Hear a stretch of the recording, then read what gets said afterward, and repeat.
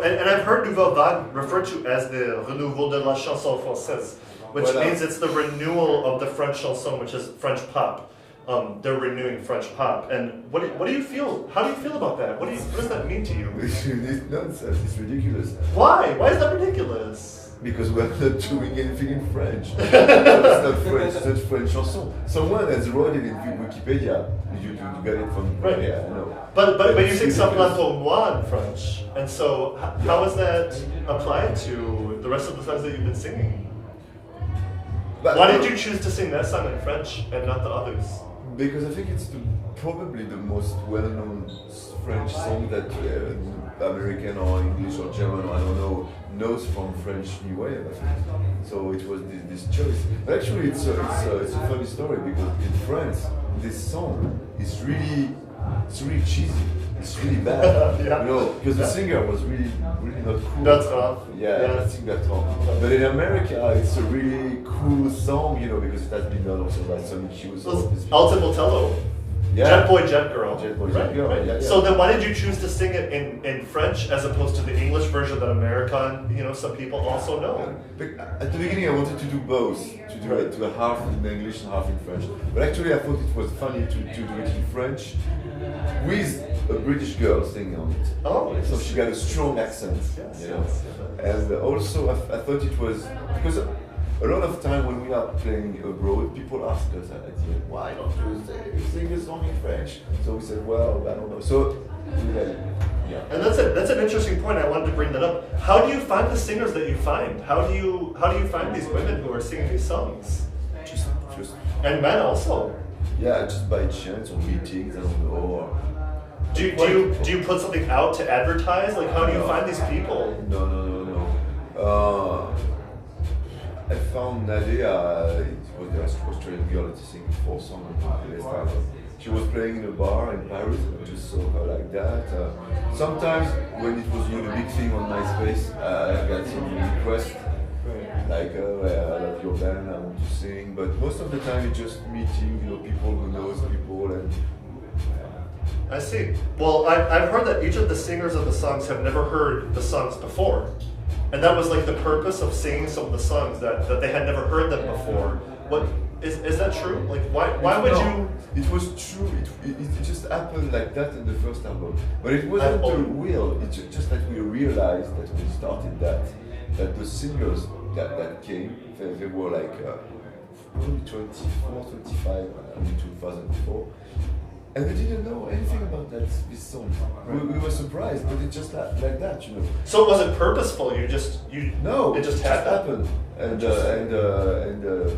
so we just realized also that it was a good thing because they were completely fresh to the songs, Right. They weren't afraid to do Joy Division, all of these bands. Excellent. So it was a good thing. Yes. Well, I was wondering, because of the singers in the album, have all the original artists react to your versions as wonderfully as the ones who are guest vocalists on your recent release? Because it seems like they're very welcoming. No. Has everyone always reacted in such a way? No. No. I think, I'm not sure, but I think that the guy from Sex Pistols, John, didn't like it, what we have done. Yeah. Very. I think it's the only one. Well, but I mean, there are political meanings. There are political meanings in some of the songs. So, do you feel like you captured those meanings in the reinterpretations? That's a good question. That's a good question. Yeah. Yes and no. No. Depends. No. Depends. Yes, because we kept. If we take Too Drunk to Fuck, we still have the message in a way. I mean, it's a kind of embarrassing. It's a kind of the thing that you don't say normally, and we are saying it. So we are keep on the message. But for Guns of Brixton or God Save the Queen, for sure it's different because it has been written 30 years ago. So it's not the same meaning. It's not the same. It's different. So but do you change it for now for Nouvelle Vague? Do you represent it in a different way? It's difficult to answer. I think that the people now, the fans of Nouvelle Vague now that are 20, that love Guns of Brixton, I'm not sure that they are interested in why these songs as why Guns of Brixton? What happened in Brixton in '81? I think that they don't care. They just like the song, you know, and that's it. Right. You know, I have to say, for your current album, which is called 3, you have some special guest singers. And how was it meeting and working with some of the original artists? I couldn't even imagine that. How was it working with the people who wrote, like for example, Martin Gore from Depeche Mode? How was it working with him? But we just realized that we get really good feedbacks from almost all these people, you know.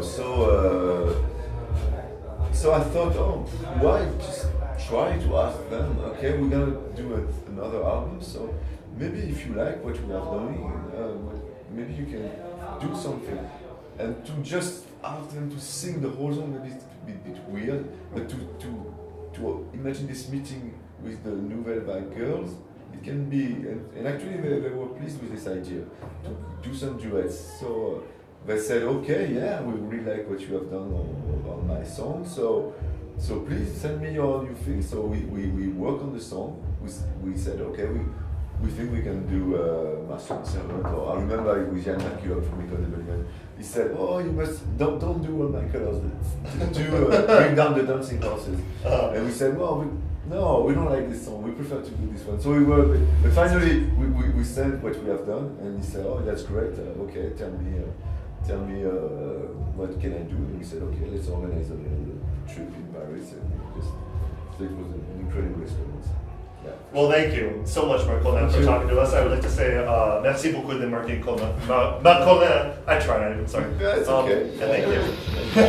Thank you.